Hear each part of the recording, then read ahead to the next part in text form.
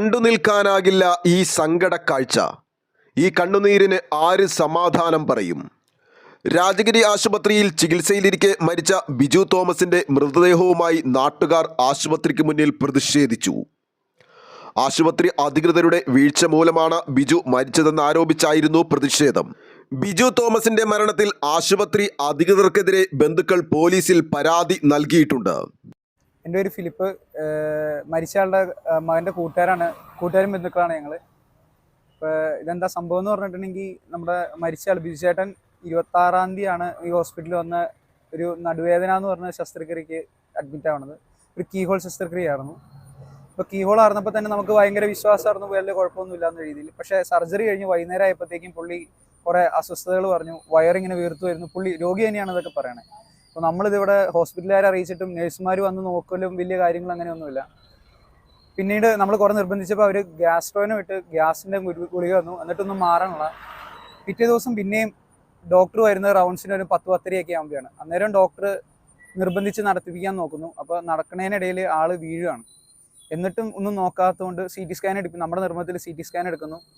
CT സ്കാനിലാണ് അറിയണത് internal bleeding ഉണ്ടെന്ന്. അപ്പോൾ പിന്നീട് നോക്കുമ്പോഴാണ് സർജറിക്ക് ഇടയ്ക്ക് വയറിലേക്ക് പോകുന്നൊരു വെയിൻ കട്ടാവുകയാണ്. അപ്പോൾ നമ്മൾ അന്വേഷിച്ചപ്പോൾ ഈ സർജറിക്ക് വയറിലേക്കുള്ള വെയിനെ ഒന്നും സംബന്ധിക്കണേ അല്ല. പിന്നീട് നമ്മൾ ഡോക്ടറോട് സംസാരിച്ചപ്പോൾ ഡോക്ടർ തന്നെ സമ്മതിക്കുകയാണ് സർജറിയിൽ പറ്റിയതാവാം. പിന്നെ വേറൊരു ഡോക്ടറിൻ്റെ ഒരു ഇതിൽ പറയേണ്ടത് ഡിസ്കിൻ്റെ ഓപ്പോസിറ്റ് സൈഡിലുള്ള വെയിനാണ് കട്ടായത്. അപ്പോൾ നമുക്കതൊക്കെ വീഡിയോയിൽ നമുക്ക് അങ്ങനെ തെളിവായിട്ടൊക്കെ കിട്ടിയിട്ടുണ്ട്.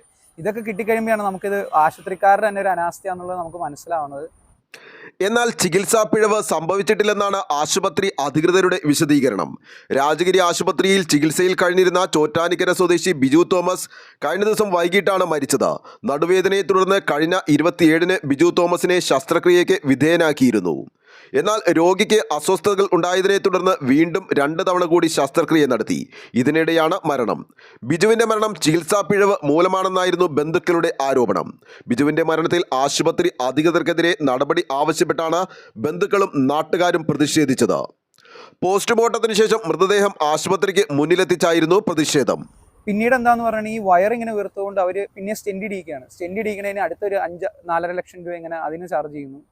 സ്റ്റെൻഡ് ഇടും. നമ്മൾ ജീവനാണോ വല്ലതെന്ന് പറഞ്ഞാൽ സ്റ്റെൻഡ് ഇടിക്കുന്നു. അതുകൊണ്ട് നമ്മുടെ വയറിൻ്റെ വെയിന് ഇത് കട്ടായപ്പോഴത്തേക്കും അതിലേക്കുള്ള ഇത് ചെയ്യാൻ വേണ്ടി സ്റ്റെൻഡ് ഇടിക്കുന്നു. ഇത് കഴിഞ്ഞ് വയറിങ്ങനെ വീർക്കണം മാറാൻ വേണ്ടി വേറൊരു വയറിന് ഓപ്പൺ സർജറി പറയുന്നു, അതും ചെയ്യുന്നു. ഈ 2ാമത്തെ സർജറി ചെയ്യുമ്പോൾ തൊട്ട് തന്നെ ആൾക്ക് ബോധമില്ല. 2ാമത്തെ സർജറി ചെയ്ത് കഴിഞ്ഞ് പിന്നെ ആളങ്ങനെ സംസാരിച്ചില്ല, മൂളിൽ മാത്രമേ ഉള്ളൂ.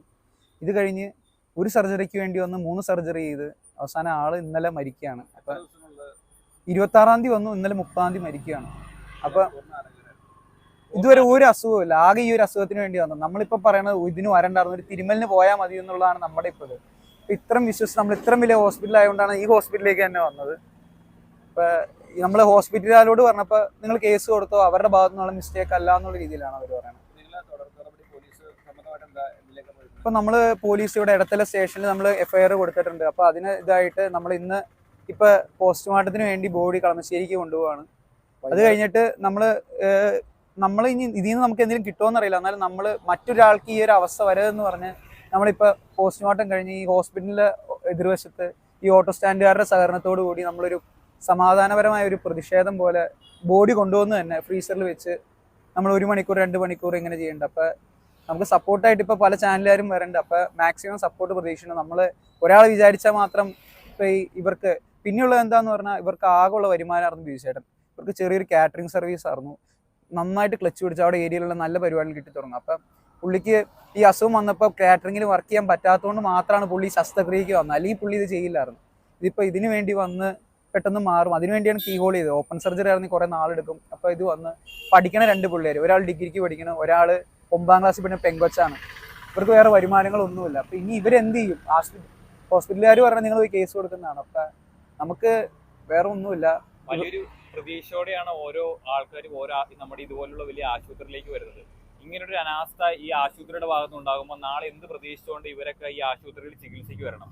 ഇതിനൊരു പ്രതിഷേധം, ഒരു സമാധാനപരമായ പ്രതിഷേധം എന്ന് ആഹ്വാനം ചെയ്തിട്ടാണ് ഇന്ന് വൈകിട്ട് ഞങ്ങളിവിടെ കൂടുന്നത്. നാളെ ഇങ്ങനെ ഒരു ഗതി മറ്റാർക്കും വരരുതെന്ന രീതിയിൽ അതിന് നിങ്ങൾ എല്ലാവരുടെയും സപ്പോർട്ട് പിന്തുണ ഉണ്ടാകണം. ബന്ധുക്കളുടെ പരാതിയിൽ പോലീസ് കേസെടുത്തിട്ടുണ്ട്. പോസ്റ്റ്മോർട്ടം റിപ്പോർട്ട് ലഭിച്ചതിനു ശേഷം തുടർ നടപടിയുണ്ടാകും.